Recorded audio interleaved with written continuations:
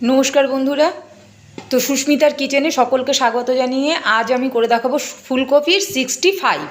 তো ফুলকপি 65 করতে আমি এখানে সামান্য কটা ফুলকপি নিয়েছি।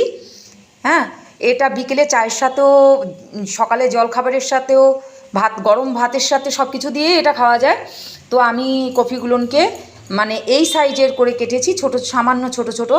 তো এই কপিগুলো মাঝখান দিয়ে একটু চিড়ে নিয়েছি। এবারে এটাকে আমি গরম জলে ভাপাতে দেব। এই যে আমি ভাপাতে দিয়ে দিলাম। তো 5 মিনিট আমি ভাপাবো। ভাপিয়ে তারপরে কি কি সরঞ্জাম নিচ্ছি সেটা আপনাদের দেখাবো।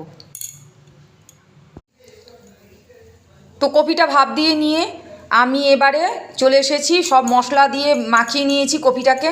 এখানে জিরে, আদা, লঙ্কা এবং তার সাথে রয়েছে আপনার ধনে গুঁড়ো, জিরে গুঁড়ো আর তার সাথে এখানে আছে বেসন। বেসনটাকে ভালো করে এইভাবে ফেটিয়ে নিয়েছি। বেসনের পেস্টটা কিন্তু এই যে এরকমভাবে থাকবে, হাতের ওপরে ঝুলে যাবে, হাতের যেন লেগে যায়, ঠিক এরকমভাবে পেস্টটা থাকবে।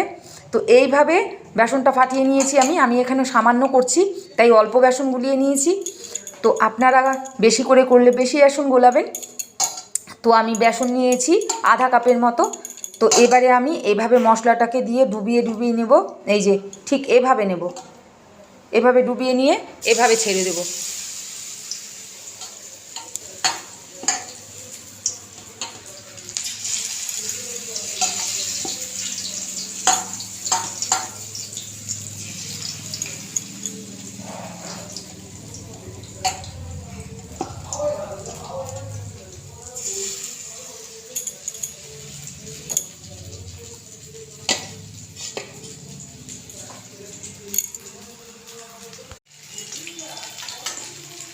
তো এইভাবে আমি পরপর করে কিছুটা আগে কিছুটা ভেজেছি, এই আগে কিছুটা ভাজা হয়েছে, আর এখন কিছুটা ভেজে নিচ্ছি। এইভাবে পরপর করে আমি প্রত্যেকটাই করে নিলাম।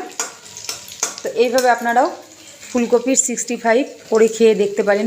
ভালো, আশা করি খারাপ লাগবে না। এটা গরম ভাতের সাথে খুবই ভালো লাগে। তো বন্ধুরা, আজ এখানেই শেষ করছি।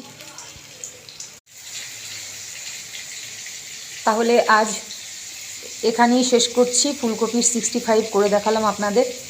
প্রথমেই তো সব কিছু উপকরণ দিয়ে কপিটা সেদ্ধ করে ভাপিয়ে নিয়ে ওটাকে মশলা দিয়ে মাখিয়ে পরে বেসনে চুবিয়ে নিতে হয়।